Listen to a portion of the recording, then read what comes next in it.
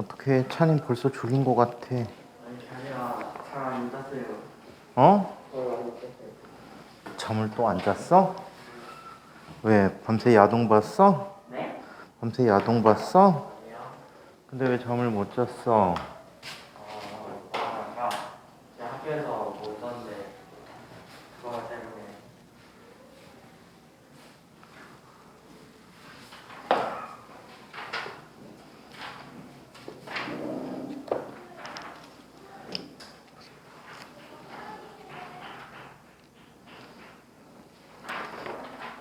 자, 지난 시간에 우리 운동량 들어가기 시작했죠.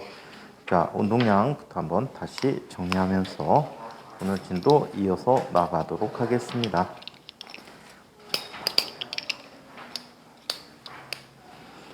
자, 운동량과 충격량에 대해서 얘기해 봅시다.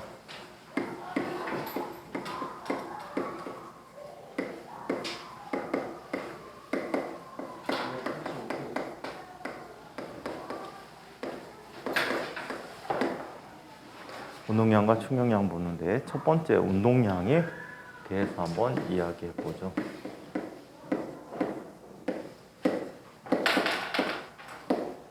자, 운동량을 표현할 때는 어떻게 표현합니까? P라고 표현해 주고 있어요.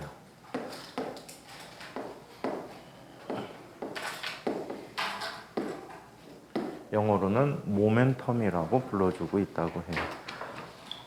이 운동량이라는 것은 말 그대로 물체가 운동하는 정도를 비교합니다.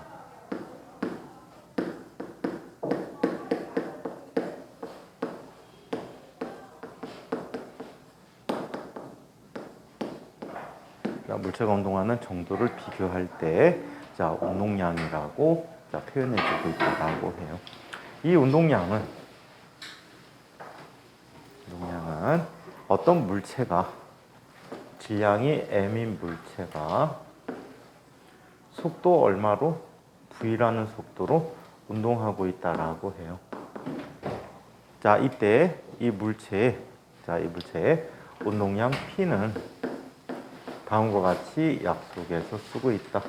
mv라고 쓰고 있습니다.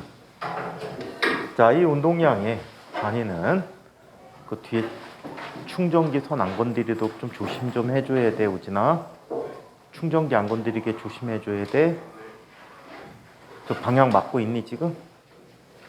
자, 얘는 킬로그램 미터 퍼 세크라고 하는 값을 갖고 있다라고 합니다.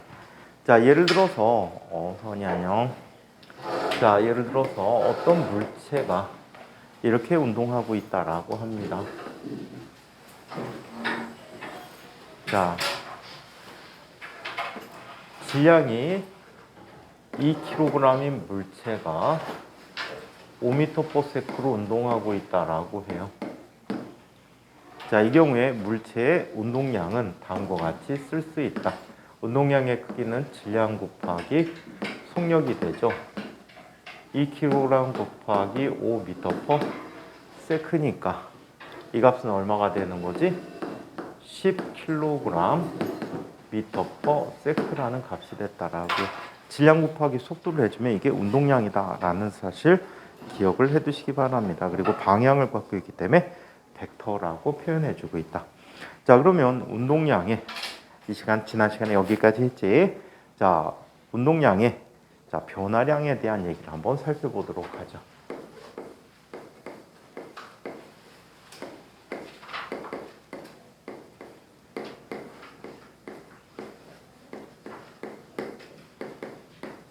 자, 운동량은 벡터이기 때문에 벡터의 뺄셈을 이용해서 운동량의 변화량을 정해 줄 수 있는데 델타 P라고 하는 값은 얘는 나중 운동량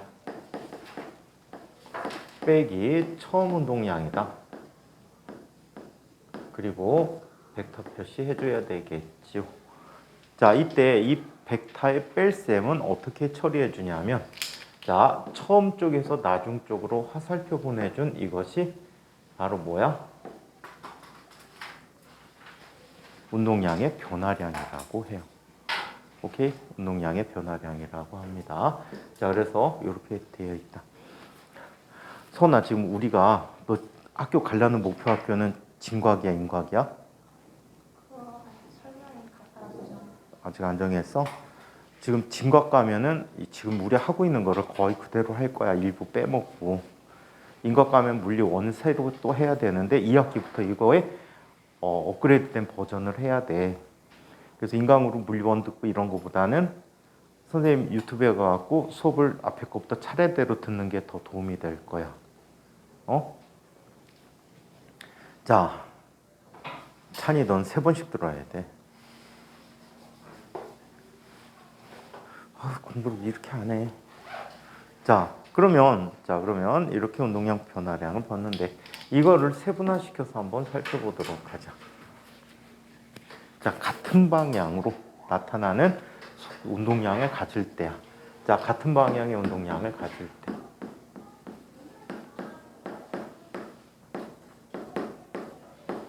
자, 그것도 첫 번째 거로 해보자. 자, 어떤 물체가 직선상에서 운동을 할 거야? 자, 질량이 m인 물체가 v라는 속도로 운동을 한다라고 한다면, 자, 얘는 이 같은 방향으로 뭘 갖게 돼? 처음 운동량 p0를 갖게 된다라고 얘기하자. 처음 운동량 p0를 갖는다. 잠시 뒤에 보니까 물체가 속도가 빨라졌대요. 왜 빨라졌을까? 왜 빨라졌을까? 힘이 작용했으니까 빨라졌겠지. 그래서 V0라는 운동량을 속도를 갖는다면은 V라고 해야 되겠다. 쏘리. 나중 운동량이 P가 됐다라고 얘기해 줄 수가 있어. 이때 운동량만을 따로 뽑아서 그림을 한번 같은 출발선에다가 그려보도록 하자. 자, 이쪽이 처음 운동량이야. 얘가 P0라고 해. 방향은 따로 표시 안 해도 될 것 같아. 자, 나중 운동량은 이쪽에 나타나는 P가 되었다라고 하자. 이때 둘의 차이만큼에 해당하는 요만큼이 뭐가 되는 거지?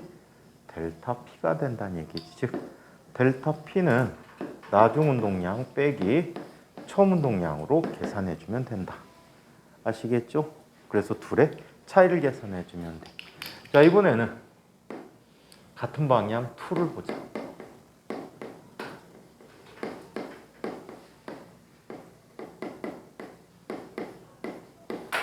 같은 방향 2를 한번 이야기해 보자. 자, 직선상을 살리는 물체야. 질량이 m인 물체인데 이 물체는 자, 속도 표시 빼버리고 하자. 처음 운동량이 이만큼이야. P0. 얘 직선상 움직이면 방향도 사실 빼도 상관없어. 같은 방향이니까. 그치? 그래서 벡터 빼고 표시해 준 거야. 같은 방향이라서. 자, 나중에 잠시 뒤에 보니까 물체는 운동량이 이렇게 됐대. 얘는 운동량이 감소됐네. 왜 감소됐을까? 운동량이 왜 감소했을까? 운동하는 방향과 반대 방향으로 힘이 작용했기 때문이야. 그 힘에 의해서 속도가 줄어드니까 운동량이 이렇게 변화됐다라고 얘기해 줄 수 있어. 얘도 같은 출발선에다가 자, 운동량들을 표시해 보자. 처음 운동량이 이렇게 나타났어. P야. 자, P0야. 나중 운동량은 얼마가 됐어? P야. 이때 뒷대가리에서 앞대가리로, 뒷대가리에서 앞대가리로 화살표 보내주는 거거든. 그러면 어떻게 나타나지? 얘는 이쪽 방향으로 운동량의 변화가 나타나는 거야. 그지? 음의 운동량의 변화를 갖는다. 바로 음이 방향으로 힘을 받았다라고 생각해두면 편리하다는 얘기야. 오케이? 자, 이번에는 자, 세 번째 반대 방향의 운동량의 변화가 나타나는 경우를 이야기해보자.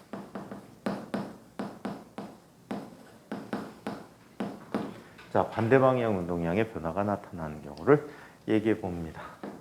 자, 여기 일직선상에서 물체가 운동하고 있었어. 처음 운동량 방향이 이 방향이 돼. P0야. 이 물체의 질량은 M인 거지. 자, 나중에 운동량의 변화량을 봤더니 얘가 되돌아오고 있어. 이렇게. 나중 운동량 P라는 얘기야. 오케이? 자, 이때 얘도 역시 같은 출발선상에 자, 벡터들을 한번 표시해 보자. 운동량을 표시해 보면 처음 운동량이 어떻게 나타났어? 이쪽으로 P0가 있었지. 나중 운동량은 반대 방향으로 P가 있었단 말이야. 이때 뒷대가리에서 앞대가리를 향해서 뭘 보내줘? 화살표 보내준 게 바로 운동량의 변화량이야. 이 뒷대가리, 앞대가리 이해 안 되시는 분들은 우리 수업에서 벡터와 스칼라 다시 한번 보셔야 돼. 찬이는 3번씩 봐야 돼. 자, 얘는 델타 P가 됐다라고 얘기해. 그리고 오히려 얘는 어떻게 해주지? 뒷방향으로 두 녀석을 어떻게 한 결과와 같아? 합해준 결과와 같다라고 얘기하는 거지. 아시겠죠? 자, 그래서 이와 같이 운동량의 변화량을 볼 수 있다. 자, 이번에는 물체가 임의 방향으로 나타나는 경우를 한번 살펴보도록 하자. 날아나지 않을 때.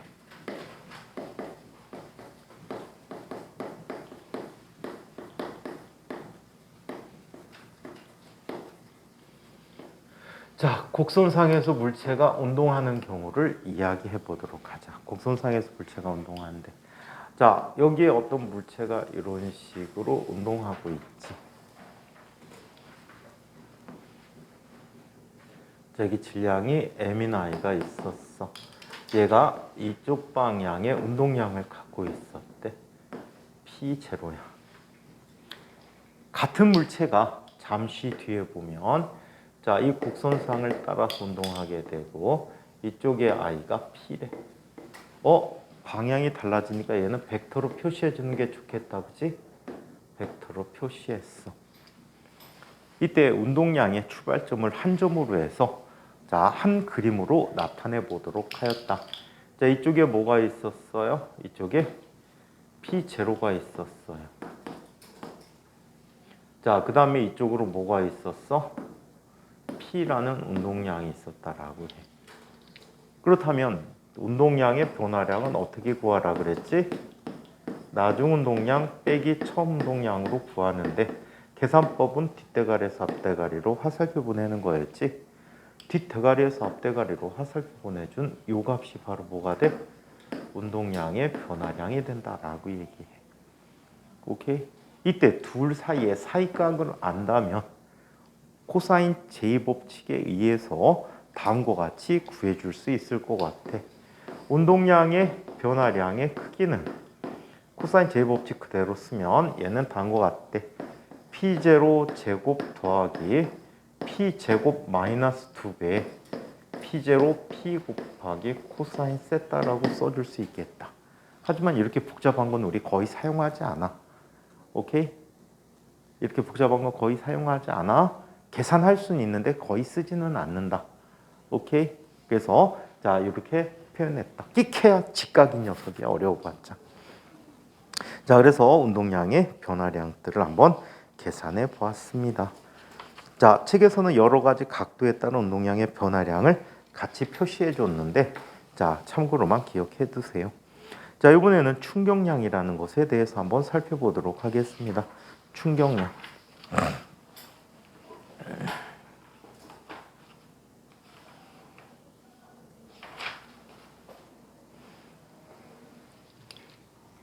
자냐, 또 주냐?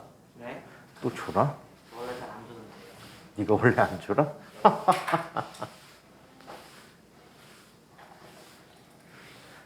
근데 집에서 너희들 부모님이 너희들에 대해서 정확히 아시니? 응? 얼마큼 공부하고 어떻게 행동하고 이런 거 아시니? 아셔? 아니, 다 잘 모르시는 것 같아서. 선생님 어머니가 정확히 알고 계셔. 지금도요? 아, 지금은 내가 밖에서 뭘 하든 상관없잖아. 응? 정확히 알고 계셔. 왜 정확히 알고 계시냐면 선생님 담임 맡았던 선생님들이 다 일러쟁이야. 그래갖고 그대로 대부분 다 일르셔갖고 거기다가 선생님 초등학교 때 선생님 어머니가 이제 그 지역에서 공무원을 하셨거든. 공무원인데 그 지역의 고위 공무원이야. 그래갖고 모르는 사람이 없어. 쟤는 누구네 집 애. 그래갖고 다 친해 학교 선생님들하고. 그러니까 다 일러. 거기다가 선생님 누나가 또 선생님보다 한 학년 위에거든. 그 선생님들이 또 다 일러. 내 것까지 다. 우리 누나는 뭐 잃을 게 없는데 맨날 내 거를 다 일러. 그래갖고 사고를 칠래야 칠 수도 없고. 그다음에 중학교 때는 이제 선생님이 학교를 이제 거의 안 오시니까 괜찮았는데 2학년 때 담임 선생님이 선생님 국민학교 1학년, 2학년, 3학년, 4학년 때까지 같은 반에 한 애의 아빠야. 다 일러. 참 괴로워. 그리고 모르는 게 없어. 거기에다가 선생님 어머니가 옛날에 군인 갔다 오셨는데 군대를 갔다 오셨거든. 장교로. 그래갖고 장교로 갔다 오셨는데 고등학교 때 지역도 굉장히 다른데 고등학교 갔는데 학주 선생님이 선생님 어머니 군대 있을 때 쫄따구였어. 다 일러. 피할 수가 없었어. 자, 그러면 괴롭겠지, 그치? 너희들 부모님은 너희들을 잘 아시나? 수진이 다 알지? 열심히 활동하고 생활하는 거 다 아시지? 유나는 되게 열심히 하는 거 엄마 아빠 다 아시지? 아니야? 내가 알려드려야 되겠다. 되게 열심히 한다고. 응?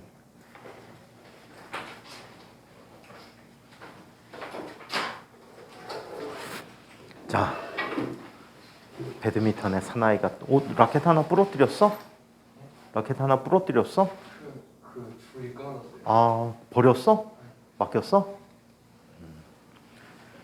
배드민턴 선수들이 저걸 얼마나 세게 때리냐면 한 게임 정도 하다가 다 터진대. 엄청 세게 때려가지고 라켓을 뭐 거의 7, 8개씩 갖고 다니잖아. 그리고 경기하기 전에 또 자기들이 다 줄을 끼더라고.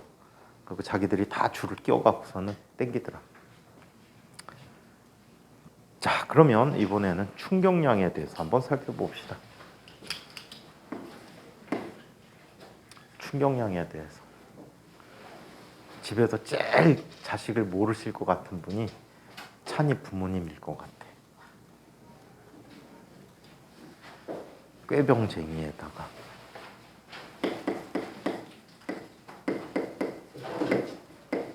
자, 충격량에 대해서 이야기해 보도록 하겠습니다. 자, 충격량.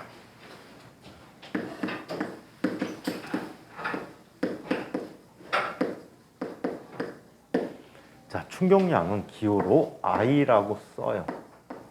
그리고 어떤 책은 이렇게 쓰기도 해.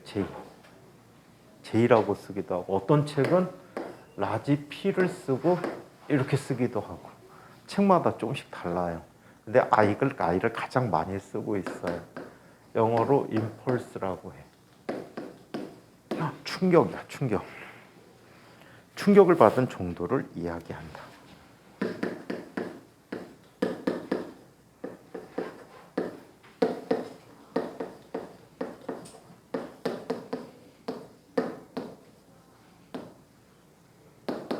충격을 받는 정도를 충격량이라고 합니다. 자, 얘는 이렇게 한번 이야기해 보도록 할게요. 선생님이 힘을 가해서 찬이에게 충격을 가할 거예요. 찬이가 언제 충격을 더 크게 받는지를 한번 비교해 보자. 선생님이 찬이를 1이라는 세기로 때렸어요. 이때 받는 충격. 100이라는 세기로 때렸대요. 이때 충격. 어떤 게 크지? 힘이 크기가 클수록 충격량이 커요. 자, 그래서 충격량은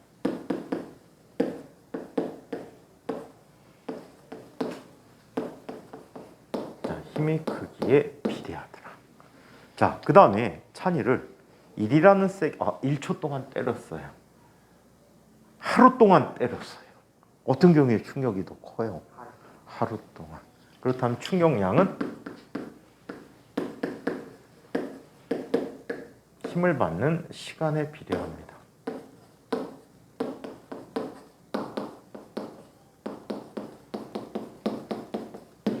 힘을 받는 시간에 비례한다. 그래서 이 두 개의 곱으로 나타낸 것을 충격량이라고 이야기합니다. 그래서 충격량을 기호로 쓰면 다음과 같이 씁니다. 충격량 I는 힘 F, 방향은 힘의 방향과 똑같아. 곱하기 힘을 받는 시간으로 이야기한다. 여기에서 단위는 뉴턴 세크를 쓰고 있는데 말이죠. 이 단위가 재미난 단위야. 왜? 뉴턴이라는 것은 MA니까 킬로그램 미터 퍼 세크 제곱의 단위를 갖고 곱하기 세크야. 그럼 얘는 뭐가 되지? 킬로그램 미터 퍼 세크라는 단위를 갖네? 누구의 단위야 이거? 누구의 단위지? 찬이야, 누구의 단위니? 잠시만요. 처음부터 끝까지 다 들었잖아, 이 바보야. 야, 오늘 물리량 2개밖에 안 했는데, 씨. 기다려주세요. 자, 오늘 물리량 2개밖에 안 했잖아. 나머지 하나겠지. 자, 운동량의 단위잖아. 물리량이 서로 달라. 그치? 운동량과 충격량이 서로 다르단 말이야, 정의가. 근데 단위를 같은 걸 써. 그럼 무슨 관계가 있겠지라고 짐작해 볼 수 있다. 그죠? 얘네들은 어떤 관계가 있으리라고 짐작해 볼 수가 있어요. 그 관계를 잠시 뒤에 밝혀보도록 하겠습니다. 자, 그러면 그 관계를 자 이렇게 얘기해 보자. 충격량과 운동량의 변화량의 관계로 이야기해 보자.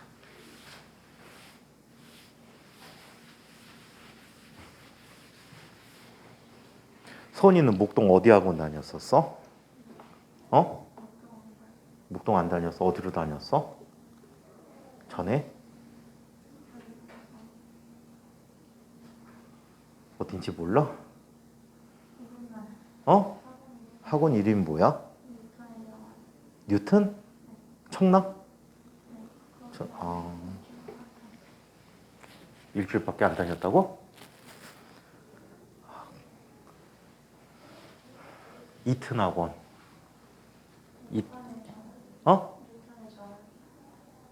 그럼 딴 학원이구나. 자, 그러면 이런 걸 한번 얘기해 보자. 유난의 동네는 학원도 거의 없어. 그치? 학원 청정 지역이야. 아이들이 되게 해맑아. 그치? 막 진짜 인생 이렇게 놀아도 되나 할 정도로 많이 노는 친구들이 많아. 참 좋은 동네야. 너네 동네도 학원 몇 개 없잖아. 많이 생겼어 이제? 그렇구나. 한 5년 전만 해도 거의 없었는데.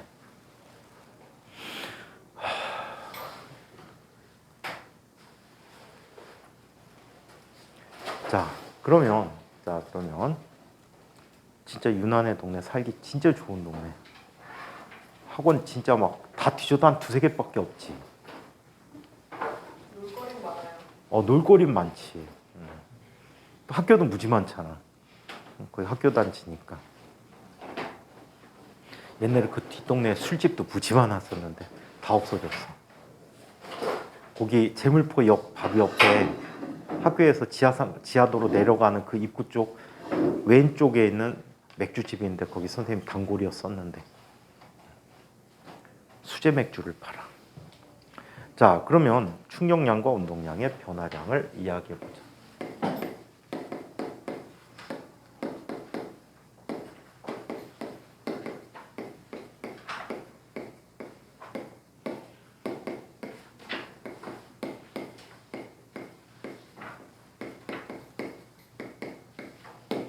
충격량과 운동량의 변화량에 대해서 이야기해 보도록 합니다. 자, 이쪽에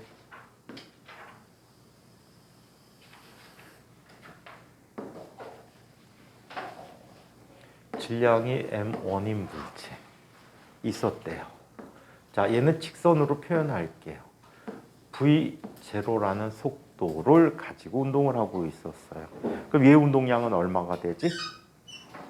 얘 운동량은 얼마야? 윤아야, 얘 운동량 얼마니? MV야? 어이? 얘 운동량 얼마지? 어? 운동량. 윤아 당황했네, 쟤. 너 집중 안 해? 현이야, 얘 운동량 얼마야? M이라고 할게. MV0. 너는 원도 빼먹고 제로도 빼먹고. 응? 자, MV0라고 해. 자, 그런데 이 물체에게 뒤에서 힘을 가했어. F라는 힘을 가했대. 얼마라는 시간 동안? 델타 T라는 시간 동안 힘을 가한 거야. 물체는 힘을 받았으니까 속도가 점점점 어떻게 될까? 속도가 점점점 어떻게 돼? 증가하겠지. V라는 속도를 갖게 됐대. 오케이? 자, 얘는 지금 일정한 힘을 받아서 운동하기 때문에 무슨 운동을 한 거지? 무슨 운동을 했어? 등가속도 직선 운동을 했지.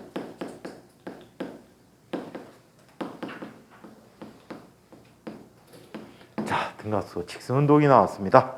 찬이야, 내가 뭘 할지 알지? 등가속도 직선 운동의 5가지 공식을 한번 얘기해 보세요. 그거 알지 않았어. 응? 잠시만요.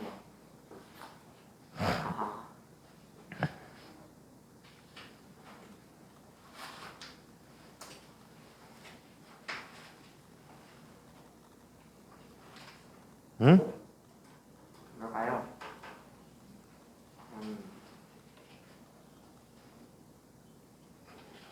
서진아, 등가속도 직선 운동 5가지 공식 한번 얘기해 볼까?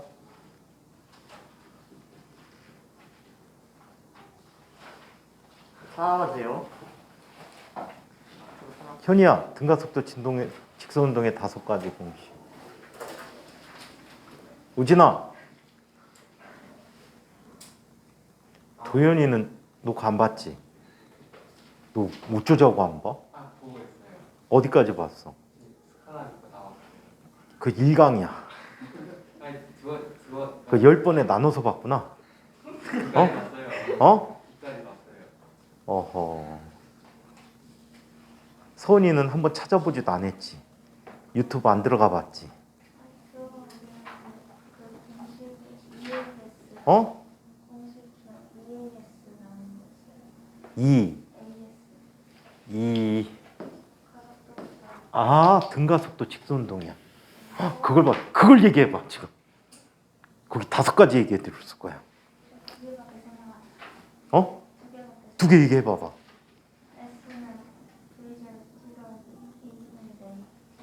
또 하나 더. 굿. 근데 진짜 필요한 거 하나를 얘기해야 됐어. 첫 번째 식을. 그새 찾아봤어? 네. 자, 얘는 등가속도 운동의 첫 번째 식을 이용하는 거야. 저 봐, 이 녀석들아. 새로운 친구는 수업도 안 했는데 다 찾아보고서는 공식 벌써 2개나 외우고 있잖아. 에휴. 현이 너 벼락치기 할래? 에?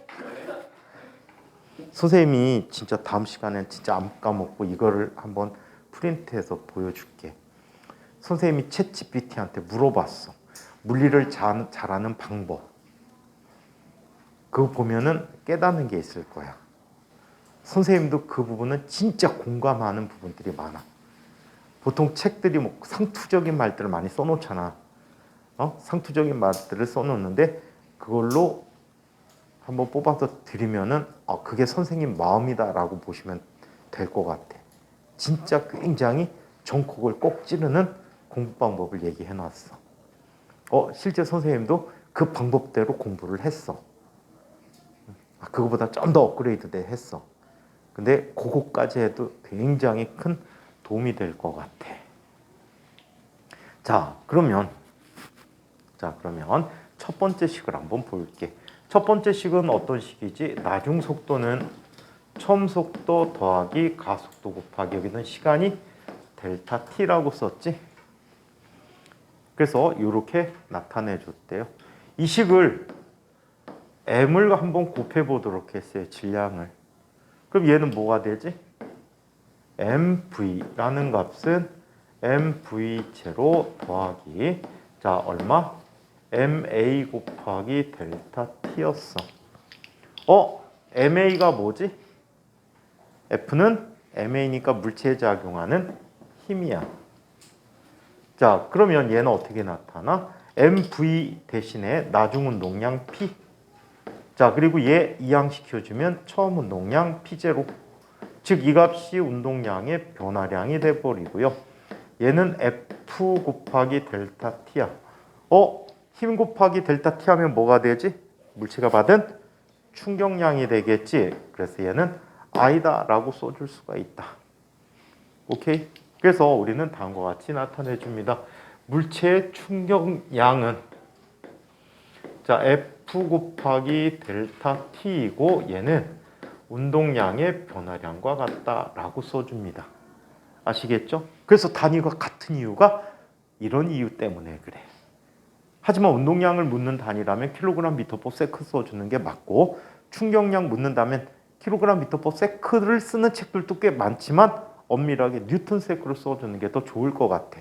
약간의 구분을 위해서. 하지만 같은 단위라는 사실.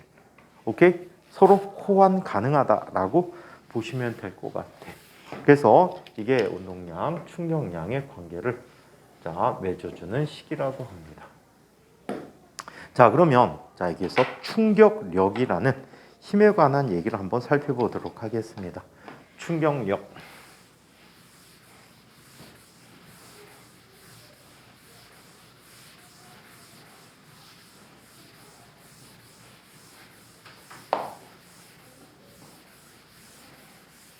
자, 충격력에 대해서 이야기해 봅시다.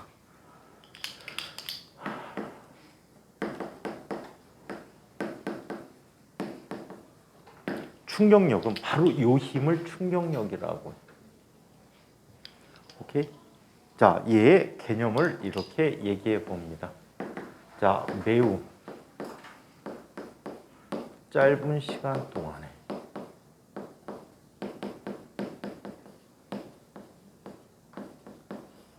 짧은 시간 동안 작용하여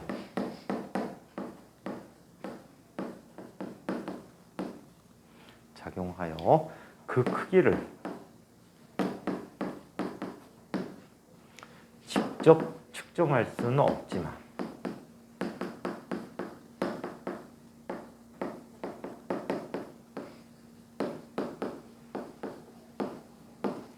직접 측정하기 어려우나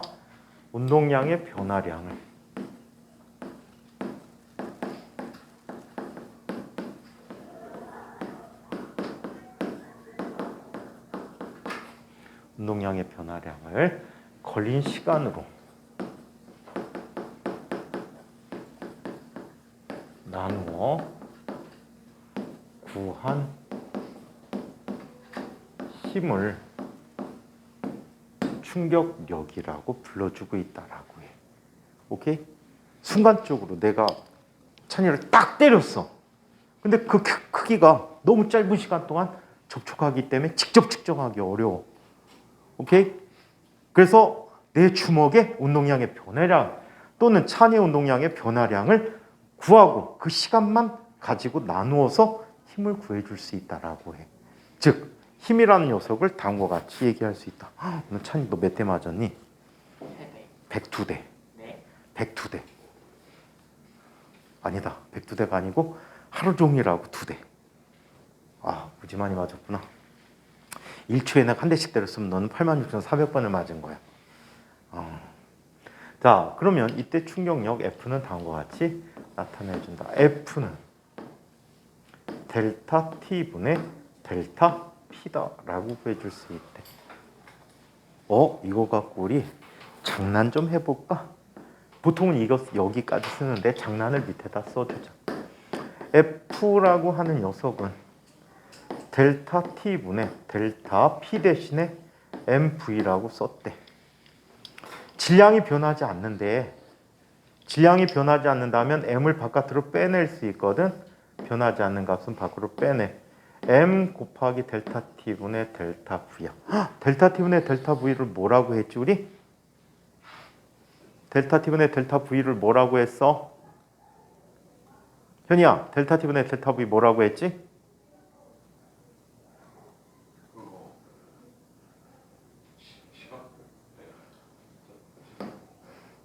야, t가 시간이야. 저 이동 아닌데?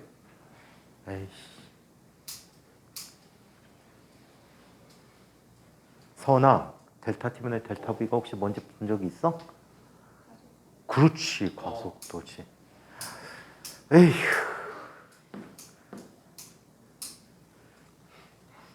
정인아, 현이 뒤통수 한 대만 때려줄래? 공부 저렇게 하지. 애들 별거 아니지, 선아. 열심히 하면 잘할 수 있어. 자, MA야. MA. 운동 제2법칙이잖아. 그치? F는 MA가 나온 거야. 이게 나중에 미분으로 쓰이거든. 그래서 뉴턴이 이걸 정리하기 위해서 미분을 발명했어. 이걸 정리하려고 미분을 발명한 거야. 좀 불명예가 좀 있지, 아주 안타깝게. 거의 비슷한 시대에, 동시대에 라이프니츠라는 수학자가 있어.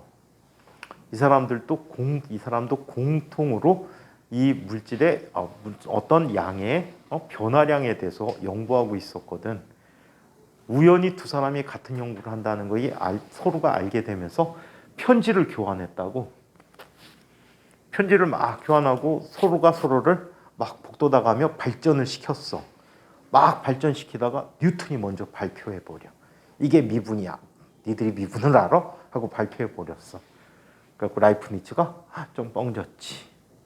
그래갖고 현재는 미분의 표기하는 방법은 라이프니츠의 방법을 쓰고, 그리고 실제 미분하는 것은 뉴턴의 방법을 써서 미분을 하고 있습니다.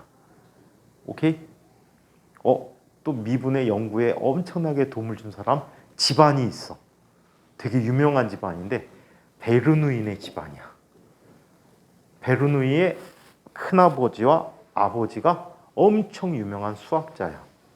그래서 이분 베르누이의 큰아버지 같은 경우에 특히 라이프니츠하고 친구야. 그래갖고 연구 교류를 통해서 이분들도 미분에 대해서 상당히 공헌을 했어. 베르누이 아빠 베르누이는 베르누이 아빠라는 것보다 더 유명한 게 있는데 수학자 중에 굉장히 유명한 사람이 있어. 변과 면과 꼭지점의 관계를 밝힌 사람. 누구지? 수학에서 가장 아름다운 방정식을 만든 사람. 오일러야. 베르누이 아버지가, 역시 이름 베르누이지, 베르누이 아버지가 오일러의 스승이야. 그래갖고 베르누이는 오일러하고 어릴 때부터 친구야. 오일러가 직장을 못 잡고 막 헤맬 때 얘가 대학교를 소개해줘갖고 오일러가 그 학교에 가서 수업한 적도 있어. 옛날 러시아 쪽에 가고 수업을 한 적이 있어. 그러다 보니까 오늘날 러시아가 수학의 강국이야. 자, 그래서 F는 MA라는 식을 만들어냈다고 합니다. 이게 바로 충격력인데 이 관계를 한번 또 얘기해 보도록 하자. 자, 충격력과 운동량의 변화량 또 시간의 관계들을 한번 동시에 알아보도록 하겠습니다. 만약에 이런 관계를 이야기해 보도록 하죠. 자, F가 일정할 때, F가 일정하다면 저 식관계에 의해서 운동량의 변화량은 누구에 비례한데? 델타 T 힘이 작용한 시간에 비례한다라고 얘기합니다. 이거에 관계된 얘기가 있어요. 어떤 얘기가 있어요? 이런 얘기가 있어. 자, 권총보다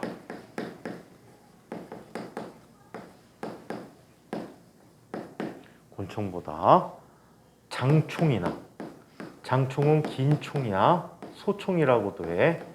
장총이나 대포가 더 멀리 나간다.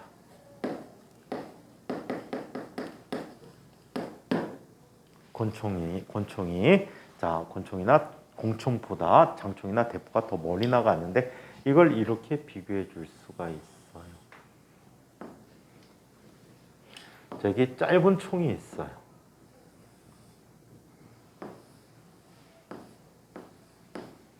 안에서 총의 원리는 총알이 있고 뒤에 화약이 있는데 화약을 연소시켜.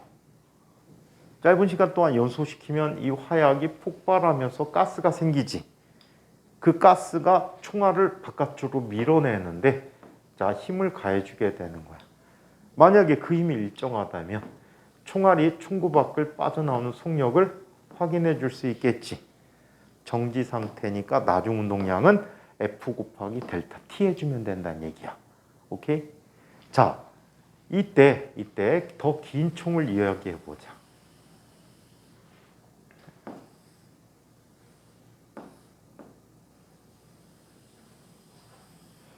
더 긴 총을 한번 얘기해 볼게.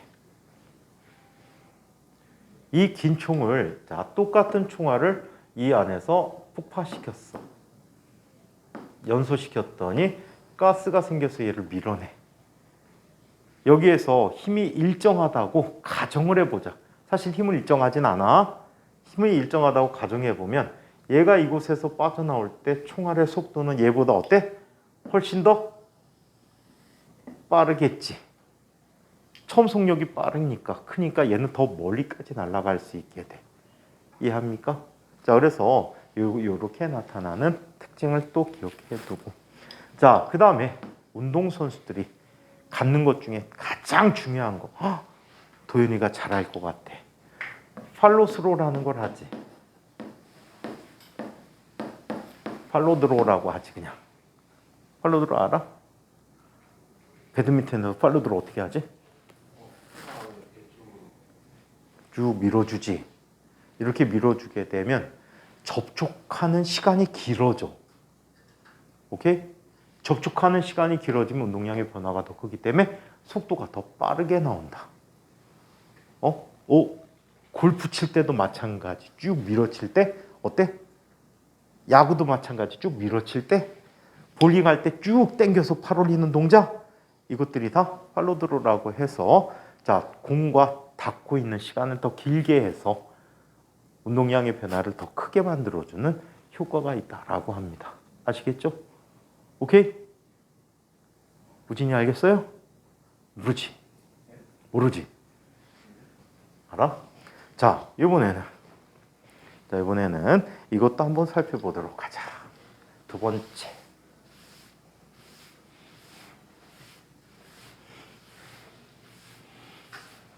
이 운동량 보존은 매우 중요한 단원입니다. 시험 문제가 항상 잘 나오고 있어요. 자, 이걸 보자. 자, 물체에 자, 지금 힘이 작용하는데 운동량의 변화량이 일정하다라고 얘기해 보자.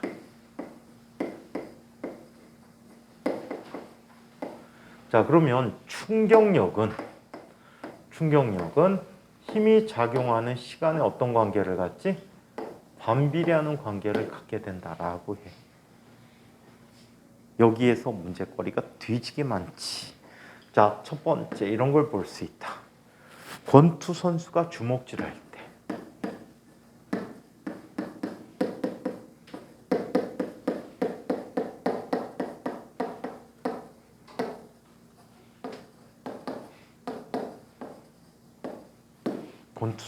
주먹질할 때 어떻게 되지? 주먹을 끊어치게 합니다.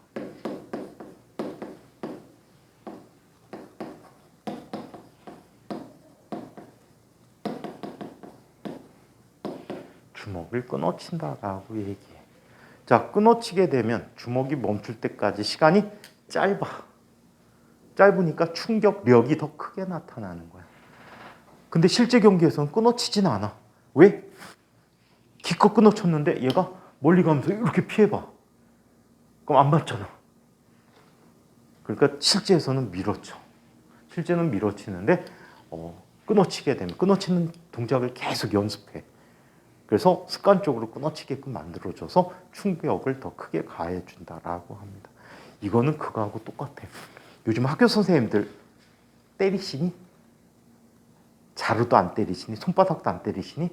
와, 좋다. 때리시는 분 있었어요? 초등학교 6학년 때 맞기가 했는데. 자루 맞아본 적 있니? 네. 아, 얼마나 사고 쳤길래. 사고 친 게 아니라 선생님이랑 학교에서 한 대도 안 맞아본 분. 오, 오, 오, 학교에서 한 번도 안 맞아본 분. 선생님이 한 번도 안 때려본 분. 와, 너 나중에 들어? 생각해 보니까 없어? 맞은 적이 없어? 그럼 도현이하고 둘만 맞았네? 너도 맞아봤어? 아까 왜 손 들었어? 이때 혹시 때리는 거 본 적은 있니? 자로? 없어? 엉덩이 맞았는데. 때릴 때 어떻게 때리냐면 선생님들이 막대기 갖고 딱 끊어쳐. 그랬나? 딱! 그러면 멈출 때까지 시간이 짧아갖고 뒤지게 아파. 뒤지게 아파. 그러다 보니까 학생들이 맞을 때 또 이렇게 한다. 손 대고 있다가 손을 밑으로 때려. 어떻게 되지? 밑으로 내리면 시간이 길어지지 멈출 때까지. 야, 뛰는 자 위에 나는 자 있는 거야. 뛰는 놈 위에 나는 놈이 있어. 서로가 운동량 충격량 관계를 이용하는 거야. 야, 우리나라 학생들이 엄청 똑똑한 거야. 배우지 않은 애들도 알잖아. 이렇게 하면 덜 아프다는 거를. 경험에 의해서. 야, 요즘 안 때리는구나. 선생님은 학교 선생님들한테 고3 때까지 맞았는데. 고3 때까지. 시험 보기 며칠 전까지. 숙제를 무지막지하게 해주는 거야. 필요도 없는데. 시험 내일 모레 시험인데 진도를 아직 못 나갔어. 근데 애들은 다 자기가 스스로 공부해갖고 진도를 맞췄어. 근데 그걸 또 숙제를 줘. 근데 생각해봐. 노트를 반절을 접어갖고 요즘 반절 접어쓰기 안 하지. 근데 수학 노트는 반절 접었으면 진짜 노트 이쁘게 나온다? 알고 있니? 그렇게 쓰고 있어? 수업 노트가 반절로 줄여 있어요. 반절 접어서 쓰면은 수학 노트는 굉장히 깔끔하게 정리할 수 있어. 근데 아무튼 노트를 반절 접어갖고 앞뒤 5장을 숙제로 줘야 돼. 5장 이상.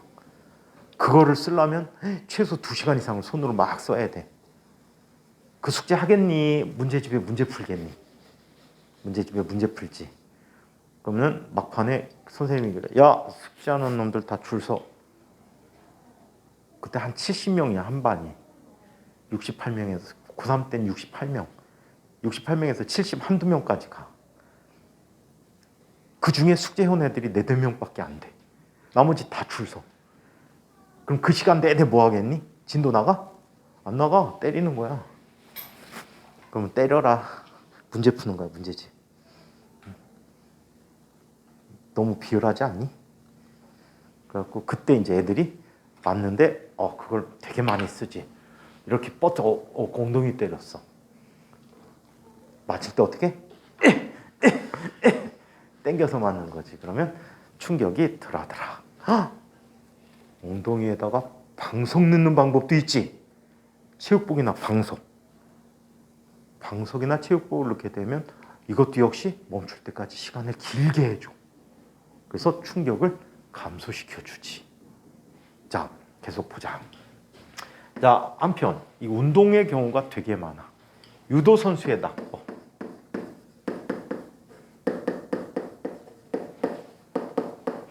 떨어지는 방법인데, 자, 떨어질 때 어떻게? 등, 어깨, 팔끝, 허리, 다리, 머리 이런 순서대로 떨어지게끔 훈련을 해. 그렇게 하면 어떻게 되니? 멈출 때까지 시간이 길어져서 충격력을 줄여줄 수가 있다라고 해. 마찬가지 농구 선수 또는 배구 선수가 점프 후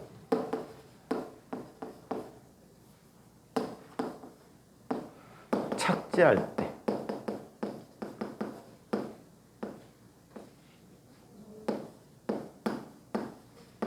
어떻게 하지? 무릎을 구부리지.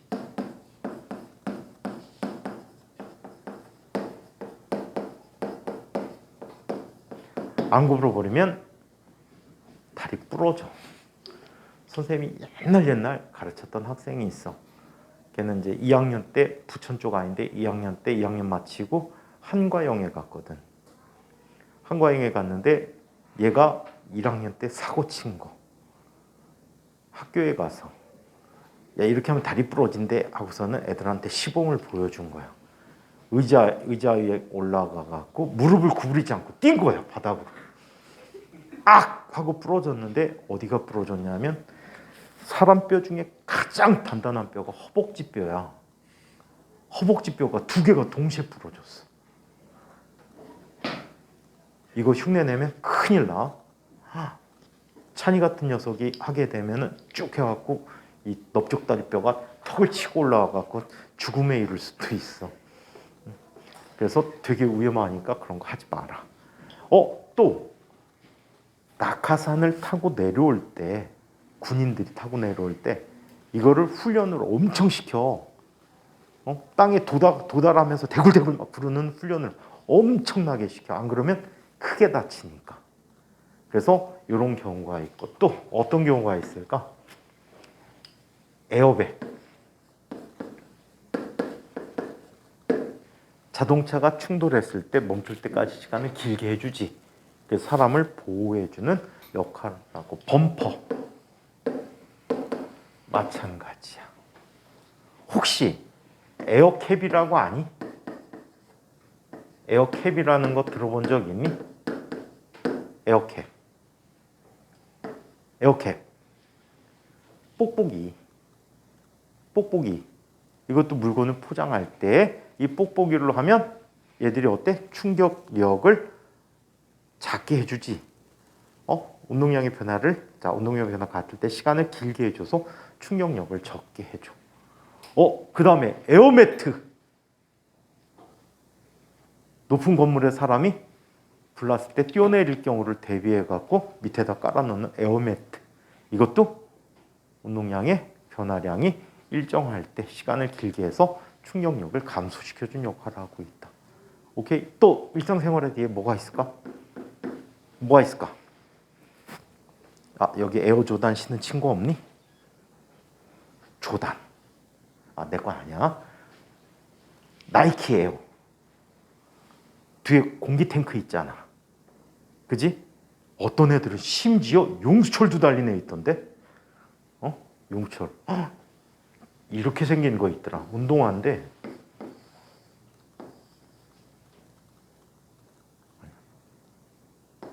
그냥 이렇게 된 거 같던데, 이렇게.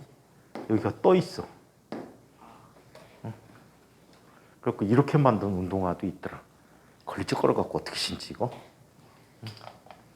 튀면 통통통통 튀나 봐. 자, 그래서 이런 여러 가지 얘들이 이런 예에 속한다라고 합니다. 그래서 일상생활에서 영향을 주는 여러 가지 요인들을 한번 잘 생각해 보시기 바랍니다. 우리 생활에서 어떻게 이용하고 있는지 한번 잘 봐두시기 바랍니다.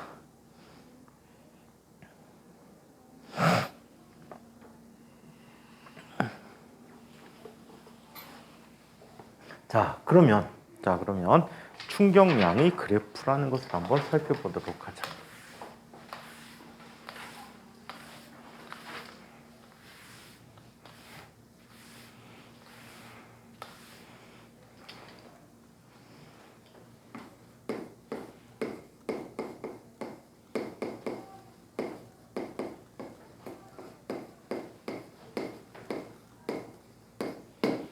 충격량의 그래프에 대해서 한번 살펴보도록 합시다. 자, 만약에 힘이 일정한 경우를 얘기해 보자. 연희야, 엄마가 너 학원에 와갖고 졸고 있는 거 아셔? 그거 해볼까? 유튜브 라방 해갖고 너네 수업하는 태도를 집에다 중계해주기? 어때?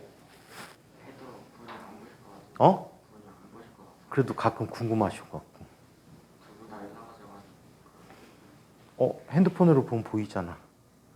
둘 다 수업하는 직업이어서 아, 그러셔? 안타깝다. 왜요?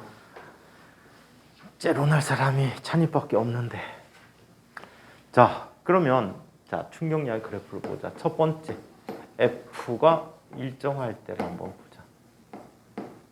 F가 일정하대. 힘이 일정하답니다. 자, 그래프 어떤 식으로 그려집니까? 이런 형태로 그려져요. 자, 시간에 따라서 힘의 크기를 표시해 볼 때. 자, 이쪽에 이렇게 힘이 일정하게 시간에 따라 변하지 않고 나타난대. 이때 얘가 갖는 특별한 시각일 때까지의 이 그래프의 아래 넓이의 의미는 어떤 의미를 갖게 될까요? 얘는 어떤 의미야? 어떤 의미죠? F 곱하기 T지. 바로 얘가 충격량이고 이 값이 바로 운동량의 변화량이 된다는 얘기야.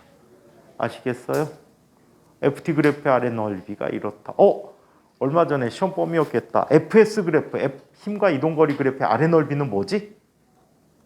힘과 이동거리의 그래프에서의 아래 넓이는 1이 돼버리지. 1하고 충격량 서로 비슷한 관계에 있다라고 봐둬야 돼. 자, 이번에는 힘이 일정하지 않을 때 일반적인 경우를 보자.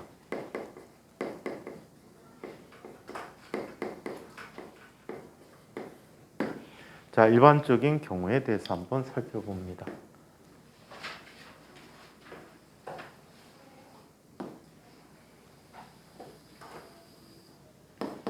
자, 시간에 대해서 힘의 크기가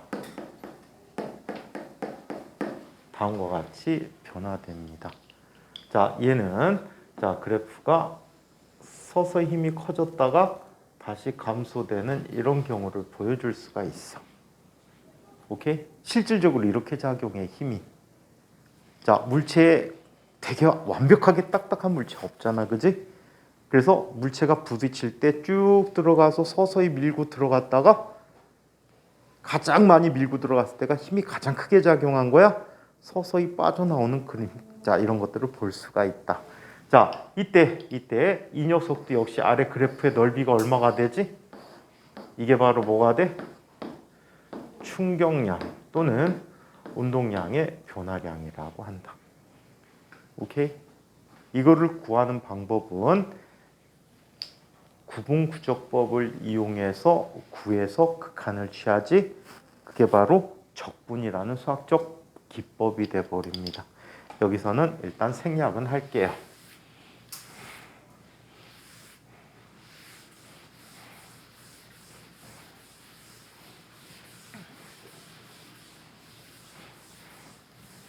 자, 그러면 이런 걸 한번 살펴보도록 하자.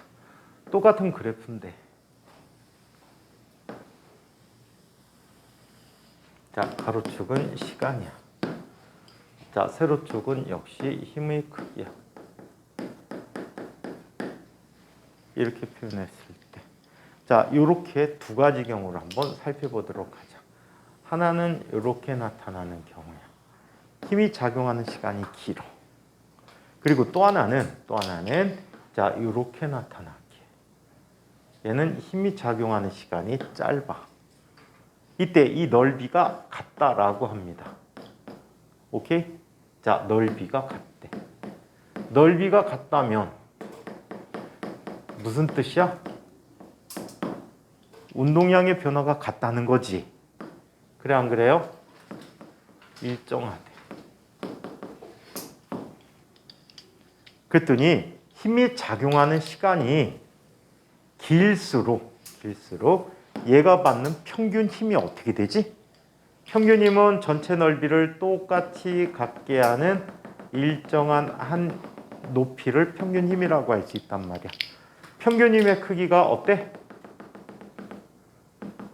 시간이 길수록 더 작다는 거지. 오케이? 그래서 운동량의 변화가 일정할 때 힘의 크기는 작용하는 시간, 힘이 작용한 시간이 길수록 충격력이 더 작다라는 것을 표현하는 그래프가 됩니다. 아시겠죠? 자, 그래서 이런 특징을 보여주고 있습니다. 자, 힘이 일정하지 않은 경우에 충격력은 안 하겠습니다. 자, 운동량의 보존에 관한 얘기들 한번 살펴보도록 하죠. 매우 중요. 지금까지 한 이야기가 바로 얘 때문에 한 이야기가 돼요.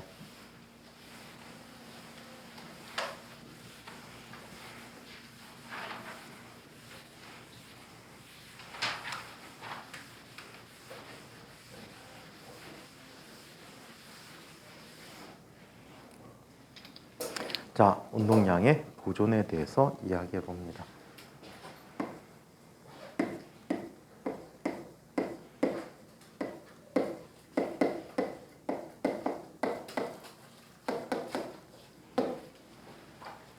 자, 운동량의 보존에 대해서 보죠. 운동량 보존 법칙.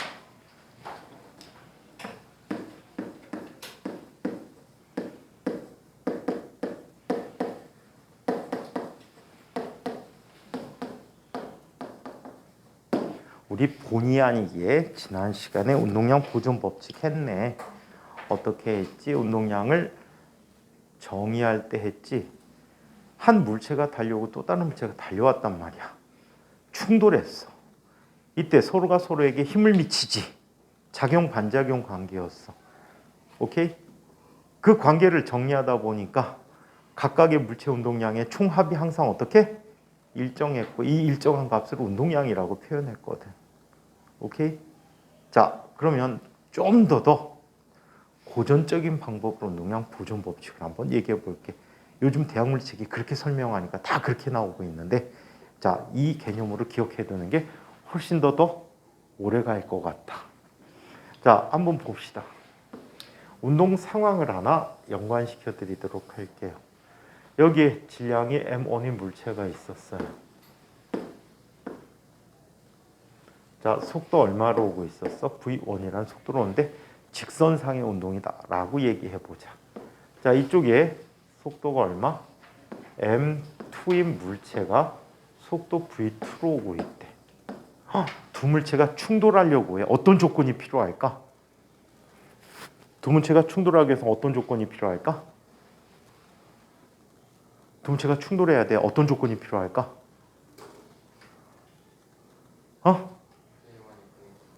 그렇지요. V1이 V2보다 커야 한다라고 해. 오케이? 제가 더 빨라야지 와서 충돌한단 말이야. 앞에 애가 더 빠르면 영원히 따라잡을 수가 없겠지. 충돌하기 위해서는 뒤에서 접근해 오는 물체의 속도가 더 커야 한다. 자, 두 물체가 충돌하는 과정이야.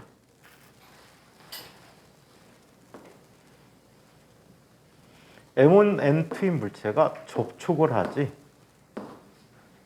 자, 얼마의 시간 동안 접촉했냐면 아주 짧은 델타 T라는 시간 동안 접촉했대. 이 접촉 과정에서 M1은 M2를 앞방향으로 밀어주고 있지. F1, 2라고 할게. 자, 그리고 원래는 벡터지. 얘는 뒷방향으로 어떤 힘으로 밀려나지? F2, 1이라는 힘으로 밀려나는데 두 힘의 관계는 어떤 관계야? F2, 1이라는 힘은 어떤 힘? 마이너스 F1, 2라는 힘의 관계를 갖는다라고 했지. 무슨 관계야 이거? 무슨 관계? 작용 반작용 관계야. 자, 이 접촉하는 시간이 지나면 얘네들은 각각 다른 속력으로 튕겨나가게 돼. M2라는 물체는 앞방향의 힘을 받았기 때문에 앞방향으로 더 빨라진 속도가 되겠지. V2'이라고 하자. 반면에 M1이라는 물체는 속력이 느려졌어.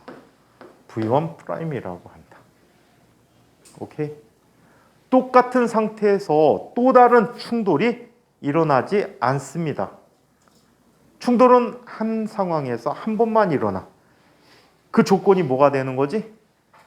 그 조건이 V2'이 V1'보다 크다라고 해.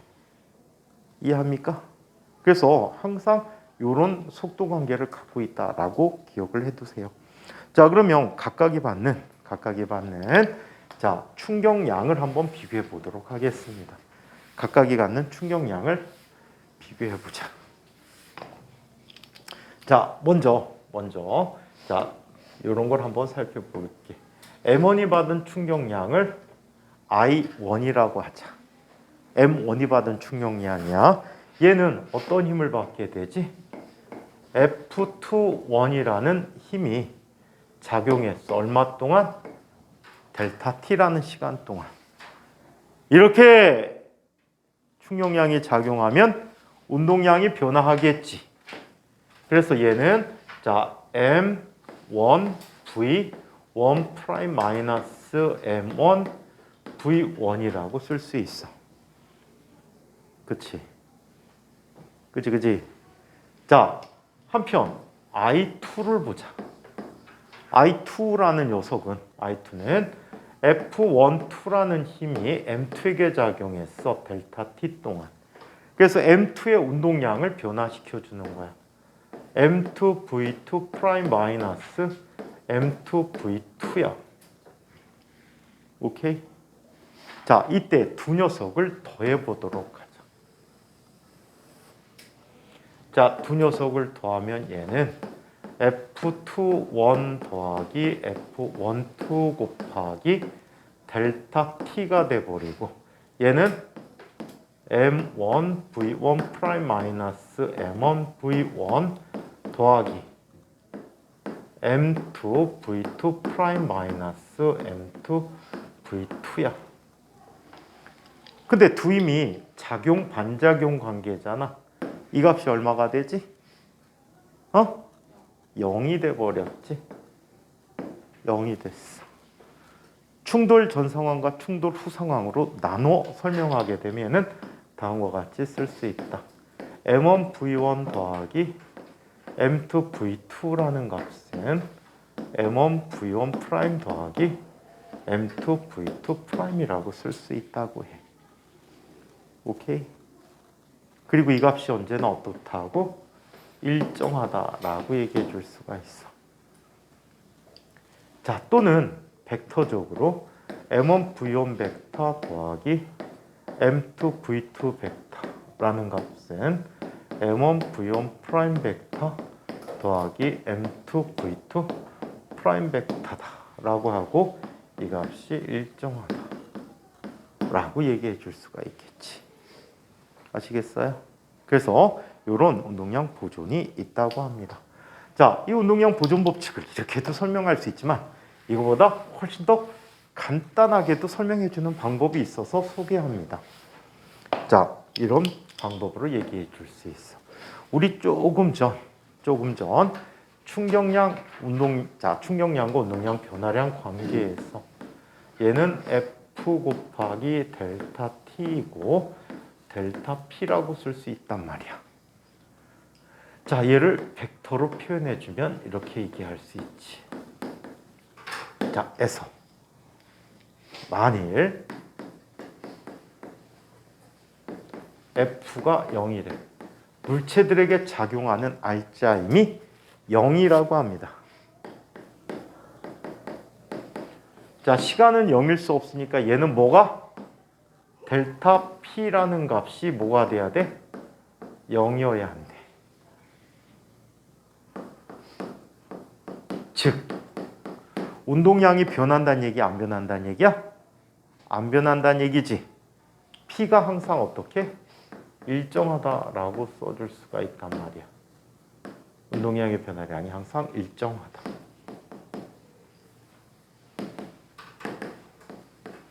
그래서 이게 운동량 보존 법칙이라고 쓸 수 있는 이야기가 돼버려.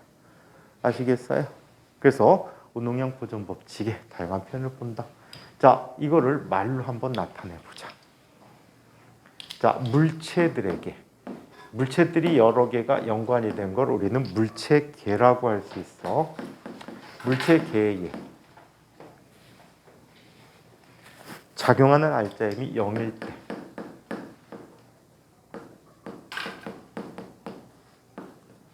여기는 외력이라고 할게.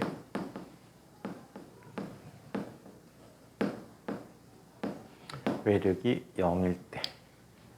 자, 물체들의 운동량의 총합은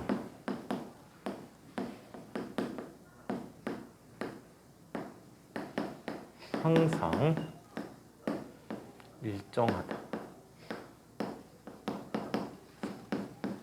라고 해. 아시겠어요? 그래서 물체들의 운동량의 총합은 언제나 일정하다. 단 외력이 0일 때야.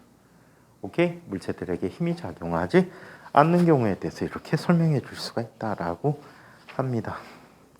자, 그거를 이용해서 일직선상의 충돌 운동량 보존 지금 이야기한 거고. 자, 평면상에서의 운동량 보존 또 한번 살펴보도록 하자. 평면상에서의 충돌.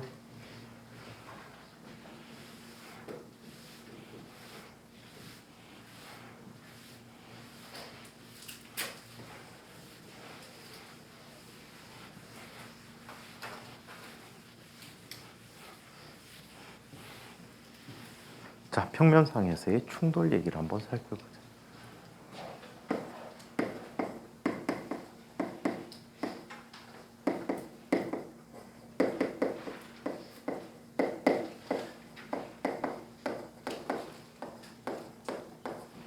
자, 평면상에서의 충돌 관계 얘기해 보면 이래.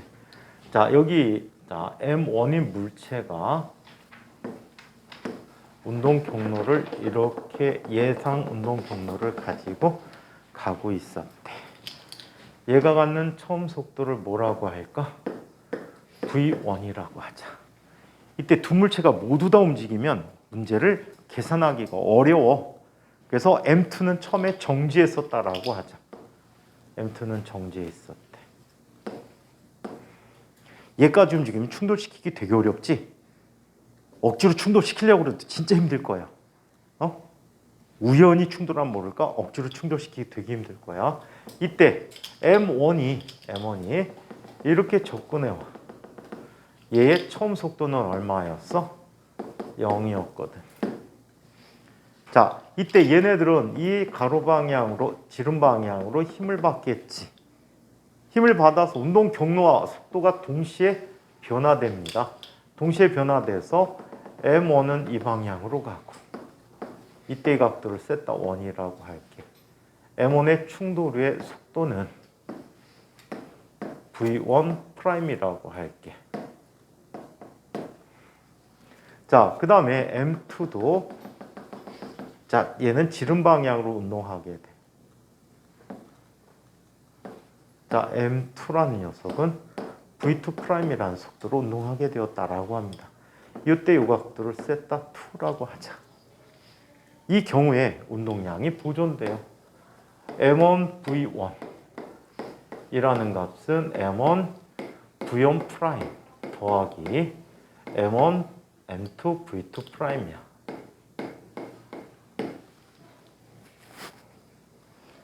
아시겠죠? 자, 얘네들을 직접 풀기가 어려워서 얘네들은 성분으로 나눠서 푸는 경우들이 많아. X 방향에 대한 운동량에서 M1 V1 X라는 값은 M1 V1' X 더하기 M2 V2' X 이렇게 쓸 수가 있어. 즉 얘는 이런 꼴이 돼 버릴 거야. M1 V1 이라는 값은 얘는 X 성분밖에 없으니까 M1 V1 프라임 곱하기 코사인 세타 1 더하기 M2 V2 프라임 곱하기 코사인 세타 2라고 써줄 수가 있어. 한편 Y 성분에 대해서 보면 얘는 0이야. 하나도 없었고 M1 V1 Y 자 M1 V1 프라임 Y 성분 마이너스 M2 V2 프라임 Y 성분이다. 즉 얘는 다음과 같이 쓸 수 있다. 0이라는 값은 M1 V1 프라임 코스 자 사인 세타 1 마이너스 M2 V2 프라임 사인 세타 2라고 해. 자, 사인 세타 1과 사인 세타 2가 주어진다면 V2 프라임과 V1 프라임을 두 식을 연립해서 구해줄 수가 있겠지. 오케이? 만약에 그것도 미지수가 있다면 얘는 우리 아직 이 책에서는 다루지 않았는데 역학적 에너지 보존도 적용해 줄 수 있어. 만일 역학적 에너지가 보존된다면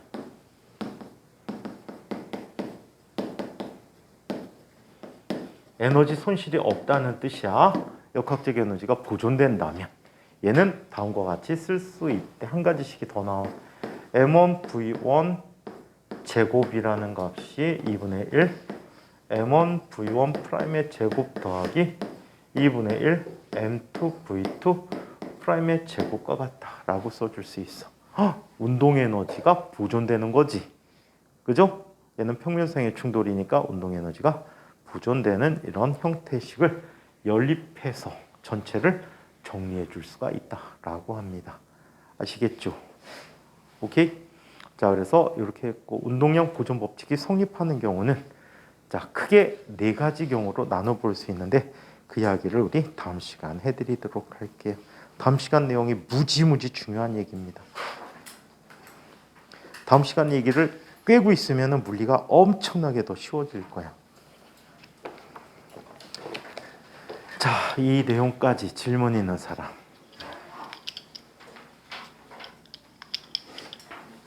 네, 시험 때문에 언제 할까요? 6월 12일쯤에 할 거예요. 중간고사 때 너무 해갖고 네. 너무 지겨웠지? 그 시험 범위가 2, 3, 3, 4. 어? 2, 3, 4였죠? 또 2, 3, 4야? 네. 너 2단원 했잖아 지난번에. 2단은 그 앞부분 다 안 해가지고 2단은 별건 1단하고 이걸 2단은 별건하고 그리고 2단은 뒷부분과 2, 3,